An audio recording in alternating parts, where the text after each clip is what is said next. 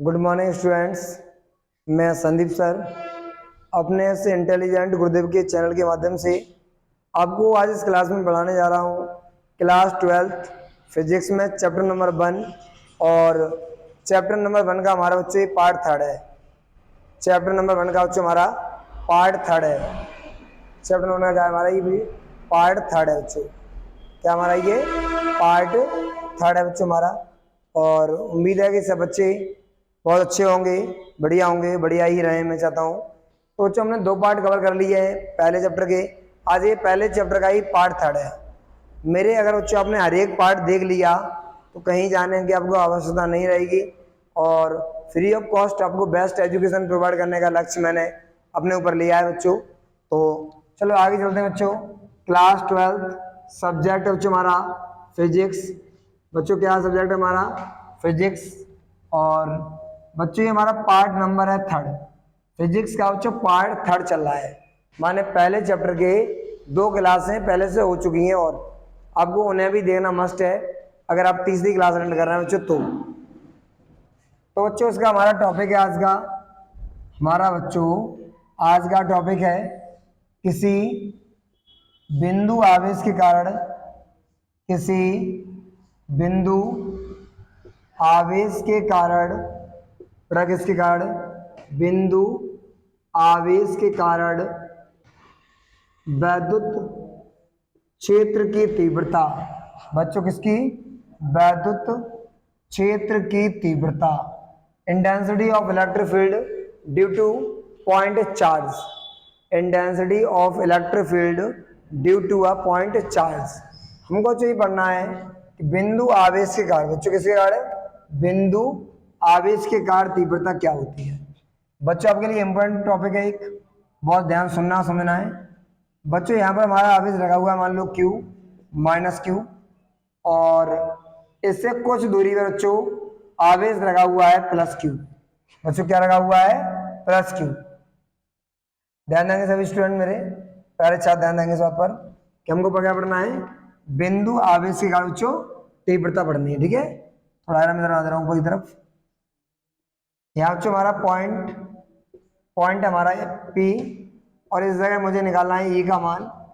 यहाँ से लेके बच्चों दूरी दे दी है यहाँ तक की R। क्या दी गई है R। तो यहाँ लगे बच्चों वी नो दैट जैसा कि हम सभी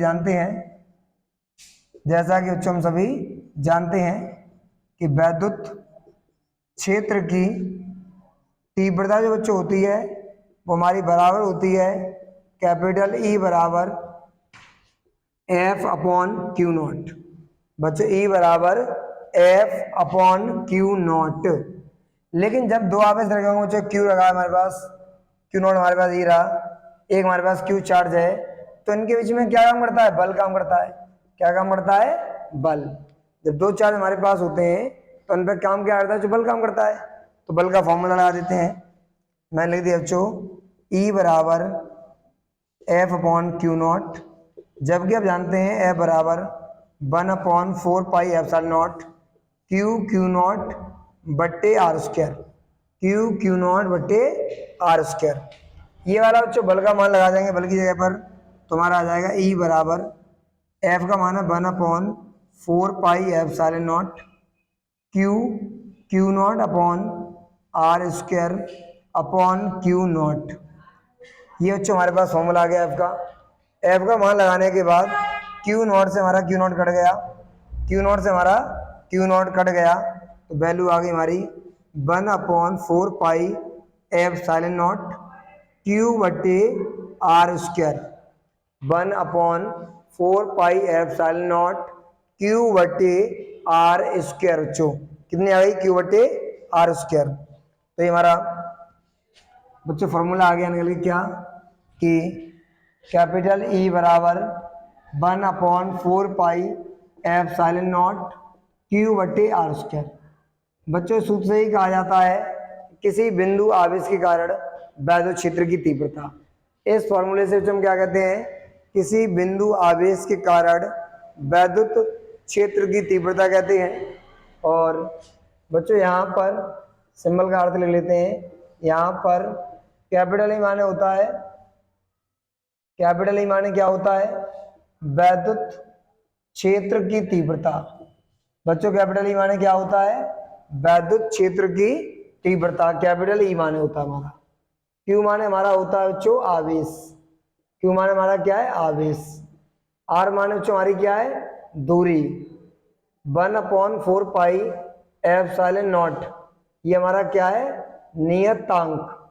ये जो हमारा क्या होता है? नियतांक होता है, कांस्टेंट होता है। ये हमारी इंटेंसिटी है। बच्चों इसका मात्रक क्या है?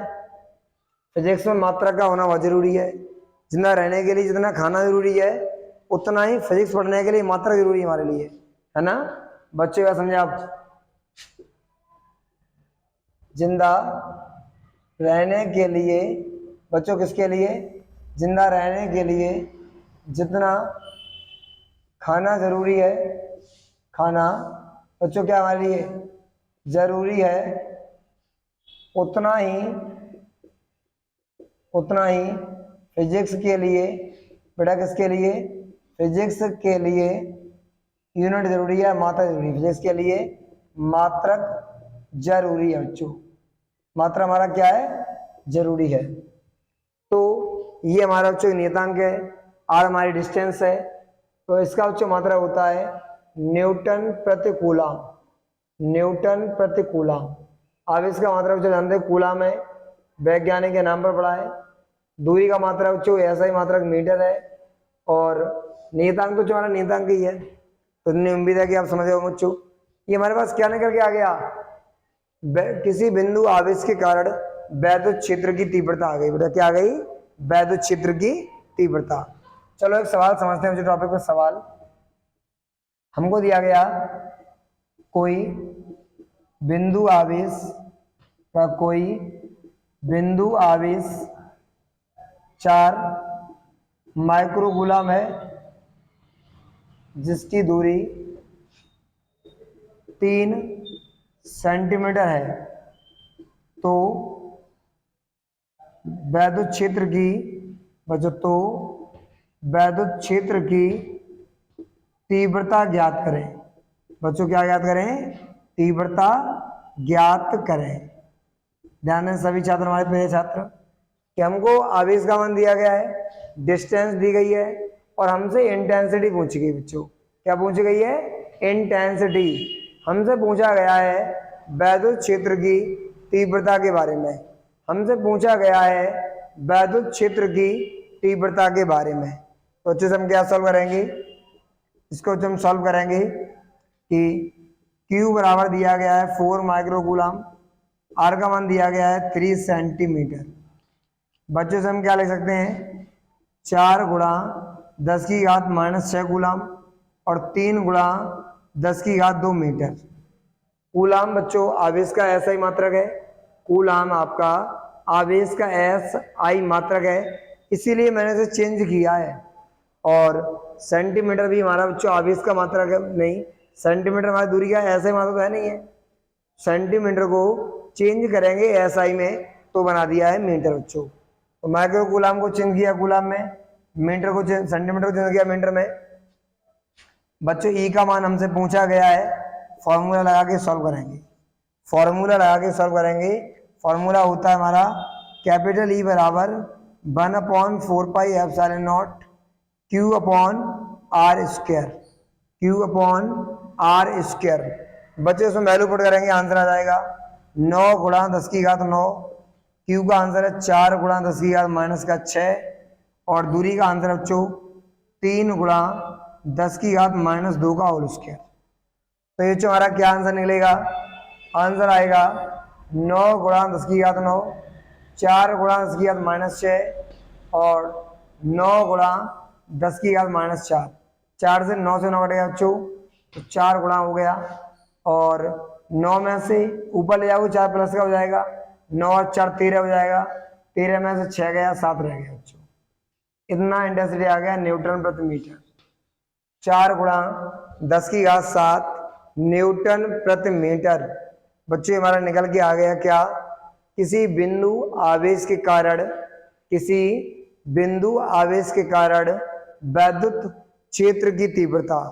तो सभी हमारे प्यारे विद्यार्थी से नोट कर लें सभी प्यारे मेधावी छात्र इसे नोट कर लें। और ये आपका चैप्टर 1 का पार्ट 3 चल रहा है बच्चों। क्या चल रहा है? आपका चैप्टर 1 का पार्ट 3 चल रहा है। और आगे चलते हैं बच्चों। मैं बच्चों से रफ करने वाला हूँ, बच्चों से मैं रफ करने जा रहा हूँ, तो सभी स्टूडेंट जल्दी से इसे नोट कर लें। और उम्मीद है कि सब बच्चों को ये समझ आ रहा होगा।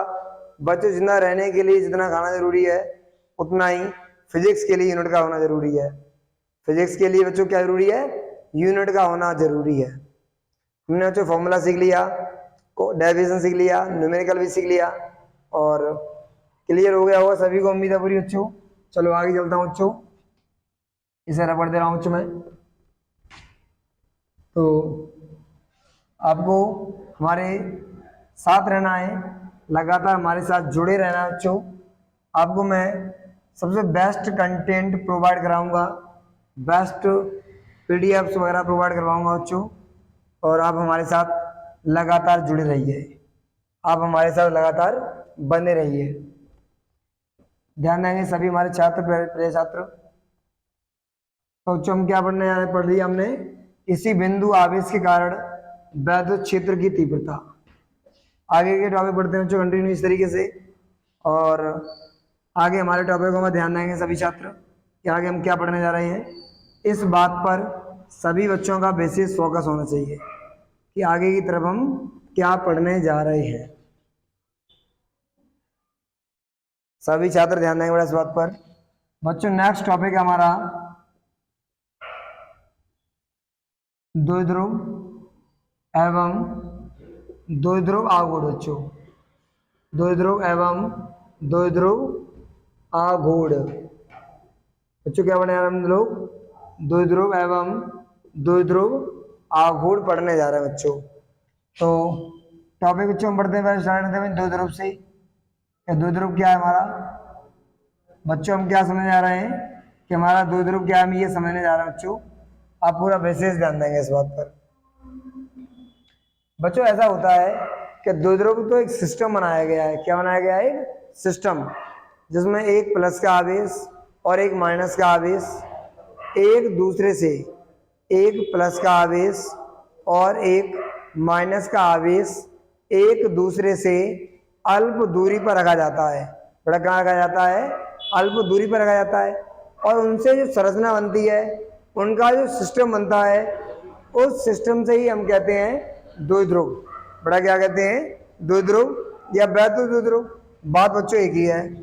तो जब एक धनात्मक, ध्यान देंगे सभी छात्र हमारे प्रिय छात्र, जब एक धनात्मक तथा एक ऋणात्मक, कैसा? ऋणात्मक आवेश को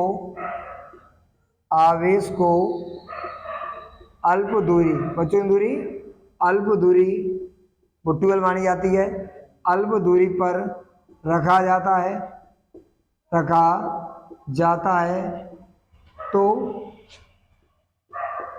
इस प्रकार बना हुआ निकाय द्विध्रुव। बच्चों क्या? द्विध्रुव। क्या बोल सकते हैं कि वैद्युत, क्या बोल सकते हैं? वैद्युत द्विध्रुव कहलाता है। बच्चों क्या करता है? वैद्युत द्विध्रुव कहलाता है। तो ये जो संरचना है, निकाय एक सिस्टम है बच्चों, जो इस प्रकार बना हुआ सिस्टम है निकाय। बच्चों ये बात याद रखें। कैसा? कब? जब एक धनात्मक, बच्चों कौन? एक धनात्मक और एक ऋणात्मक आवेश को हम रख दें बच्चों अल्प दूरी पर। कहाँ रख देते हैं? अल्प दूरी पर। तो इस प्रकार जो निकाय बनता है, इस प्रकार से सिस्टम बनता है, उसका नाम रखा गया है वैद्युत द्विध्रुव या द्विध्रुव। बच्चों इलेक्ट्रो डाइपोल या डाइपोल बोल सकते हैं आप इसे। बच्चों से आप बोलने के लिए तो क्या बोल सकते हैं? वैद्युत द्विध्रुव भी कह सकते हैं। बच्चों से आप वैद्युत द्विध्रुव भी आप बच्चों से कह सकते हैं। क्या कह सकते हैं इसे आप बच्चों? वैद्युत द्विध्रुव भी आप इसे कह सकते हैं। ध्यान देंगे सभी छात्र हमारे। तो बच्चों एक संरचना है, निकाय है, जिसमें मैंने क्या किया, ये रखा बच्चों हमारे पास माइनस क्यू चार्ज और ये रखा हमारे पास प्लस क्यू चार्ज, और यहां से लेके यहां तक की डिस्टेंस है बच्चों 12। कितनी है? 12। ये जो निकाय बन गया बच्चों, ये निकाय, या बच्चों ये बोल दो यह संरचना। बच्चों ये वाला निकाय या हमारी जो है संरचना है, इसे ही बच्चों हम क्या कहते हैं? वैद्युत द्विध्रुव। इसे बच्चों हम क्या कहते हैं? वैद्युत द्विध्रुव कहते हैं। बच्चों क्या कहते हैं इसे हम? वैद्युत द्विध्रुव कहते हैं। इसी का जो नेक्स्ट पार्ट है इसी का, कि वैद्युत द्विध्रुव में द्विध्रुव आगुण क्या चीज है हमारे पास। ध्यान देंगे सब बच्चे कि द्विध्रुव आगुण क्या चीज है। तो बच्चों नेक्स्ट इसी का वैद्युत द्विध्रुव आगुण। बच्चों क्या चीज? वैद्युत द्विध्रुव आगुण। इलेक्ट्रिक डाइपोल मोमेंट बोलते हैं बच्चों, इसे बोलते हैं electric dipole moment, EDM, electric dipole moment. और बच्चों ये होता है हमारा डी माने ED, electric dipole, ED and, और हमारे पास आएगी ईएमडी, इलेक्ट्रिक डाइपोल मोमेंट। बच्चों उसमें क्या होता है, थोड़ा सा ही डिफरेंस है उस परिभाषा में उसके अंदर, क्योंकि आपको नजर आ रहा होगा सब बच्चों को कि इसमें लिखा हुआ है वैद्युत द्विध्रुव, इसमें एक वर्ड और आ गया है आघूर्ण। क्या आ गया है? आघूर्ण। पहले वाला कॉन्सेप्ट वही रहेगा, थोड़ी सी चेंजिंग हो जाएगी हमारी। ध्यान देंगे सब बच्चे। परिभाषा बच्चों लिख देता हूं पहले इसकी। परिभाषा हमेशा सूत्रों से बनती है, परिभाषाओं को बच्चों रटे ना, आप याद ना करें, केवल कॉन्सेप्ट को समझें। समझने के बाद दुनिया समझी जा सकती है ना। अगर हम समझना चाहें तो पूरे वर्ल्ड को समझ सकते हैं, और रटना चाहें तो एक किताब में ही रट सकते। इसलिए बच्चों आपको समझना है, क्या करना है आपको? समझना है पूरा कॉन्सेप्ट। तो इसमें बच्चों ये होता है, एक सूत्र होता है, मैं लिख दे रहा हूँ सूत्र, परिभाषा बाद में लिखाऊंगा। P बराबर 2L गुणा Q। वैद्युत द्विध्रुव के, वैद्युत द्विध्रुव होता है, वैद्युत द्विध्रुव निकाय में धनात्मक से ऋणात्मक के बीच की दूरी और किसी एक आवेश, वैद्युत द्विध्रुव में दोनों आवेशों के बीच की दूरी। बच्चों ये प्लस है माइनस है ना, और यहां से यहां तक की दूरी। वैद्युत द्विध्रुव में दोनों आवेशों के बीच की दूरी, और दोनों आवेशों के बीच की दूरी और किसी एक आवेश के परिमाण के गुणनफल को। बच्चों सूत्र हो गया, दोनों आवेशों के बीच की दूरी होगी 12। वैद्युत द्विध्रुव में रखे हुए अल्प दूरी पर दोनों आवेशों के बीच की दूरी और उनमें किसी एक आवेश के परिमाण का गुणनफल कहलाता है वैद्युत द्विध्रुव। तो बच्चों परिभाषा लिख लेते हैं इसकी। क्या लिख लेते हैं बच्चों हम लोग? परिभाषा। परिभाषा क्या है इसकी? वैद्युत द्विध्रुव में बच्चों किसमें? वैद्युत द्विध्रुव में दोनों, वैद्युत द्विध्रुव में दोनों आवेशों के, दोनों आवेशों के बीच की दूरी, दोनों आवेशों के बीच की दूरी और किसी एक, और किसी एक आवेश के परिमाण के गुणनफल को, आवेश के परिमाण के गुणनफल को वैद्युत द्विध्रुव, वैद्युत द्विध्रुव आघूर्ण बच्चों कहा जाता है। वैद्युत द्विध्रुव आघूर्ण कहा जाता है। बच्चों क्या बोला जाता है? कहा जाता है। इसे कैपिटल पी, बच्चों का ऐसे, इसे कैपिटल पी से, इसे कैपिटल पी से प्रदर्शित करते हैं। क्या करते हैं? प्रदर्शित करते हैं। तो ये हमारा कॉन्सेप्ट है कि दोनों आवेशों के बीच की दूरी है, उस दूरी का, और दोनों आवेशों में से किसी एक आवेश का अगर आप मल्टीप्लाई कर देंगे, अगर आप गुणा कर देंगे तो आपको जो आंसर मिलेगा उसे ही हम कहते हैं बच्चों वैद्युत द्विध्रुव आगुड़। उसे हम क्या कहते हैं? वैद्युत द्विध्रुव आगुड़ कहते हैं। तो ध्यान देंगे हमारे सभी प्रिय छात्र, समझेंगे इस बात को डीपली। बच्चों ये सूत्र आ गया हमारे पास, परिभाषा हमारे पास है, सूत्र हमारे पास है। हमको पढ़ना है उसका मात्रक क्या है, मात्रक बच्चों, और इसकी डायमेंशन क्या है। तो आप सभी जानते हैं बच्चों, लंबाई का मात्रक मीटर होता है, लंबाई का मात्रक मीटर है, आवेश का कूलाम। लंबाई का मात्रक मीटर है, आवेश का मात्रक है कूलाम। इसे मीटर कूलाम कह सकते हैं, या आप आगे पीछे कर लो, आगे पीछे करने से कुछ अंतर आएगा नहीं, तो इसे आप कूलाम मीटर भी कह सकते हो बच्चों। बच्चों आप क्या कह सकते हो? कूलाम मीटर भी आप इसे कह सकते हो। तो ये आपका क्या हो गया? ये आपका हो गया मात्रक। बड़ा क्या हो गया आपका? ये मात्रक।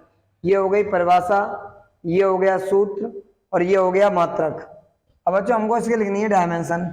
मान लो विमा लिखनी है, क्या लिखनी है? विमा।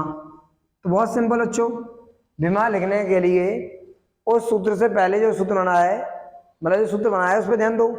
सूत्र है तो 2L, तो लंबाई की विमा तो जो L होती है, और आवेश की विमा जो AT होती है, आवेश की विमा AT होती है। तो आंसर हो गया हमारा LAT। बच्चों क्या आंसर हो गया? LAT। तो ये आपकी हो गई क्या?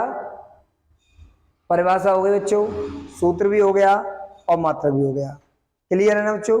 तो ये टॉपिक आपका क्या था? वैद्युत द्विध्रुव आघूर्ण था। एक बड़ा एक्स्ट्रा था इसमें कि वैद्युत द्विध्रुव आघूर्ण क्या है, तो रटा मार लो कि P बराबर 2L गुणा Q। अक्सर हम ऐसे भी लिखते हैं 2QL लिख देते हैं, लेकिन ये तरीका लिखने का ज़्यादा बढ़िया, ये कम बढ़िया है।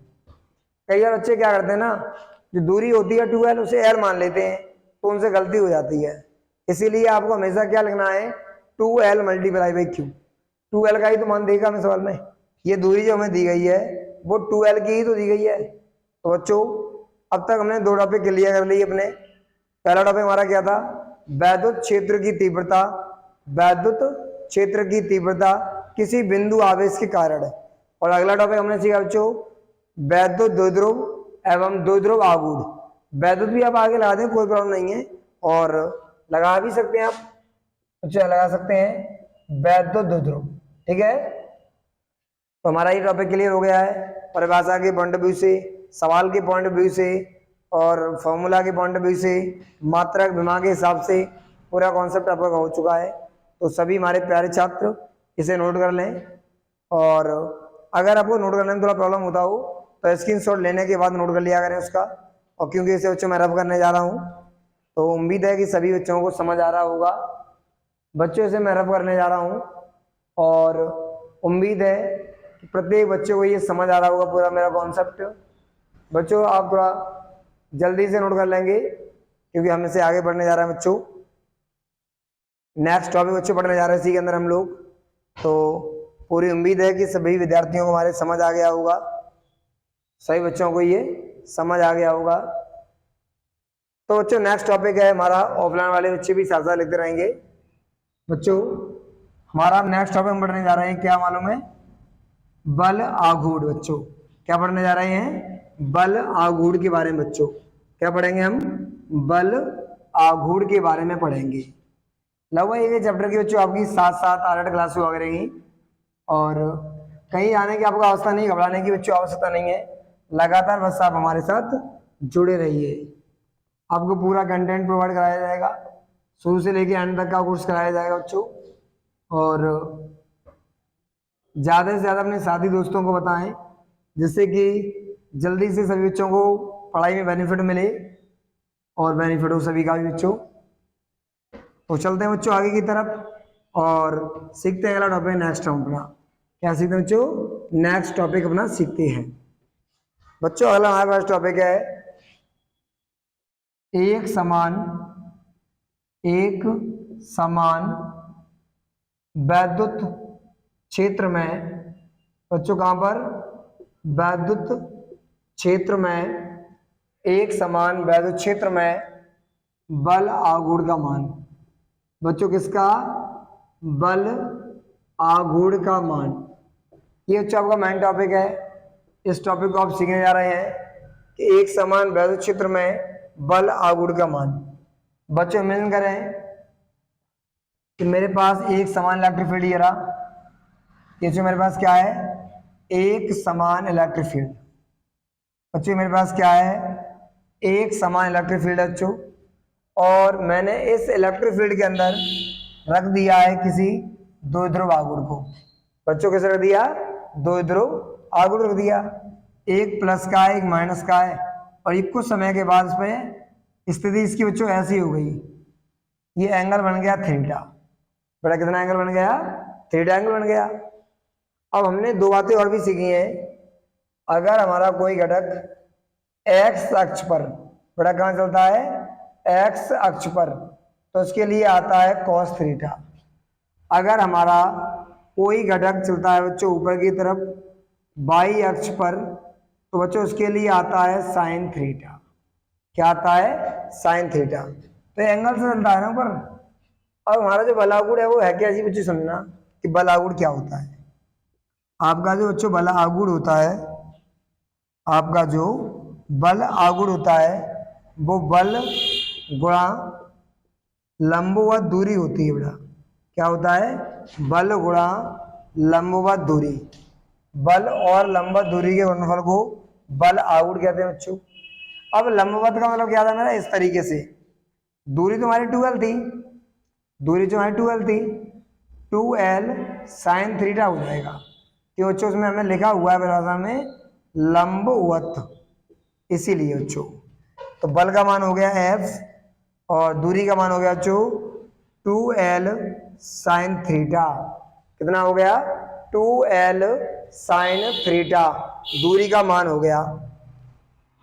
तो बच्चों बल आघूर्ण लिखते हैं टाउ के द्वारा, तो टाउ बराबर आ गया f गुणा 2l साइन थीटा। लेकिन बच्चों अभी ये सीख चुके हैं क्या, वैद्युत क्षेत्र की तीव्रता में सिखाया था मैंने आपको, E बराबर होता है हमारा F अपॉन क्यू, हाँ या ना।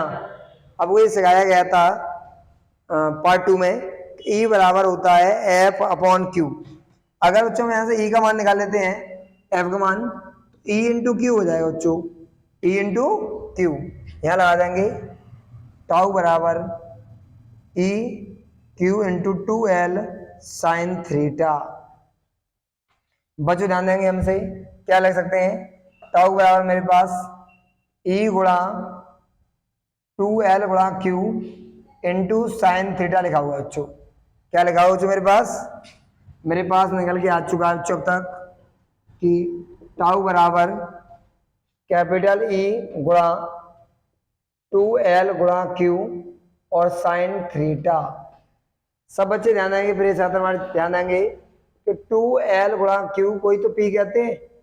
अभी इस टॉपिक से पहले सीखा था ना हमने कि 2l मल्टीप्लाई बाई P को ही तो हम क्या कहते हैं, 2l मल्टीप्लाई की हुई तो हम P कहते हैं बच्चों। समझ आ रहा है बच्चों, लगातार हमारे साथ जुड़े रहिए, सीखते रहिए। जैसे अगर आपने देखा होगा लड़के लड़कियों से 4 घंटे बात कर सकते हैं, 4 घंटे चैटिंग कर सकते हैं, लेकिन चाहे पढ़ नहीं सकते। क्यों, क्योंकि इंटरेस्ट ही नहीं है, इतना इंटरेस्ट नहीं लेते। अगर आप इंटरेस्ट लेंगे किताबों में तो आप 10 घंटे की जगह 20 घंटे पढ़ सकते हैं। आप नॉन स्टॉप 24-24 घंटे की तैयारी कर सकते हैं, जब जुनून हो तो, है ना। काम जुनून से ज़्यादा होगा, जुनून से, कैसे से, जुनून जरूरी है इस चीज़ के लिए बच्चों। तो टाउ बराबर E into 2l Q, 2l into Q और साइन थीटा, इसको बच्चों P कहते हैं। तो टाउ बराबर हो गया E into P sine theta. बच्चों में से लिख सकते हैं P साइन थीटा। अगर आप चाहें तो ये साइन बच्चों हट सकता है, लेकिन साइन जो घटक होता है बच्चों, साइन थीटा जो घटक होता है वो होता है बच्चों बाई घटक। हमारा क्या होता है, बाई घटक। बाई घटक में चलता है क्रॉस, तो इसे बच्चों हम ले सकते हैं P cross E, vector tau बराबर P क्रॉस E। ये आपका बच्चों फॉर्मूला आ गया, ये आपका फॉर्मूला आ गया, किसका आ गया, बल आघूर्ण का। बच्चों किसका आ गया, बल आघूर्ण का ये फॉर्मूला है। और फॉर्मूला के बाद बच्चों फिजिक्स में मात्रा उतना ही जरूरी है जितना जिंदा रहने के लिए खाना हमारा जरूरी है ना। तो P को हम काय में बच्चों लेंगे, P को, P होता है 2l इंटू क्यू, पी का मात्रक हमारा होता है बच्चों कूलाम मीटर इनटू, तीव्रता का होता है न्यूटन प्रति कूलाम। तो बच्चों कूलाम से कूलाम कट जाएगा, तो यूनिट क्या आ गया हमारा न्यूटन मीटर। बड़ा क्या यूनिट निकल के आ गया न्यूटन मीटर, विमा आ गई निकल के। अब बच्चों मात्रक आ गया हमारा, अब हमको इसकी विमा लिखनी है। क्या लिखनी है विमा। तो बल की विमा बच्चों होती है mL/T⁻², ये आपको सिखाया गया है पहले भी। और लंबाई की विमा बच्चों L होती है, पावर ऐड हो जाएगी, एक पावर। तो बच्चों हमारा ये क्या हो जाएगा, ये हमारा हो जाएगा mL²T⁻²। ये बच्चों हमारी क्या निकल के आ गई डायमेंशन। क्या निकल के आ गई डायमेंशन। टॉपिक का नाम क्या था, एक समान वैद्युत क्षेत्र में बल आघूर्ण का मान। बेटा किसका मान, बल आघूर्ण का मान। पूरी उम्मीद है कि बच्चों को समझ आ गया होगा। अगर अब भी डाउट है तो हमें कमेंट बॉक्स में बताएं बेटा। सभी स्टूडेंट हमें कमेंट सेक्शन में बताएं अगर उनका कोई डाउट रह गया है तो। बच्चों हमने टॉपिक क्लियर कर लिया, एक द्विध्रुव आघूर्ण क्या होता है और एक बल आघूर्ण क्या होता है। दोनों टॉपिक हमारे क्लियर हो चुके हैं। और थोड़ा जल्दी लिखेंगे सभी स्टूडेंट हमारे प्यारे विद्यार्थी, जिससे कि मैं इसे रफ कर सकूं। सभी स्टूडेंट हमारे जल्दी लिखेंगे थोड़ा, जिससे कि मैं इसे रफ कर सकूं बच्चों। तो आगे देखते हैं बच्चों कि जो अगली हमारी क्लास होगी बच्चों फिजिक्स की पार्ट नंबर 4। अभी बच्चों हमारा चल रहा था फिजिक्स में पार्ट नंबर 3। बच्चों जब आपका आएगा पार्ट नंबर 4 आएगा जब कल की क्लास में, तो उसमें हम क्या पढ़ाएंगे आपको, उसमें बच्चों पढ़ाया जाएगा आपको द्विध्रुव आघूर्ण के कारण। बच्चों किसके कारण, द्विध्रुव आघूर्ण के कारण वैद्युत क्षेत्र की, बड़ा किसकी, वैद्युत क्षेत्र की अक्षीय कौमा निरक्षीय स्थिति में निगमन, बच्चों क्या करेंगे, निगमन करेंगे, डेरिवेशन करेंगे उसका। बड़ा क्या करेंगे, डेरिवेशन करेंगे। किस में करेंगे, पार्ट नंबर 4 में। तो फिजिक्स के पार्ट नंबर 4 बच्चों किसमें, फिजिक्स के पार्ट नंबर 4 में कराया जाएगा आपको। तो पूरी उम्मीद है कि सभी बच्चों को समझ आ गया है। मैं सभी बच्चों को क्या हो गया बच्चों, समझ आ गया है। और हम सभी बच्चों मिलते हैं अपनी नेक्स्ट क्लास की वीडियो में लेंगे बच्चों। तो आप सभी को कहीं जाने की आवश्यकता नहीं है, लगातार हमारे साथ हमारे चैनल बच्चों इंटेलिजेंट, बच्चों नाम क्या है इसका चैनल का, इंटेलिजेंट गुरुदेव। इस चैनल के माध्यम से आप लगातार हमारे साथ जुड़े रहिए और आपको बेस्ट कंटेंट प्रोवाइड कराया जाएगा बच्चों। तो मिलते हैं बच्चों हम आपको नेक्स्ट क्लास में।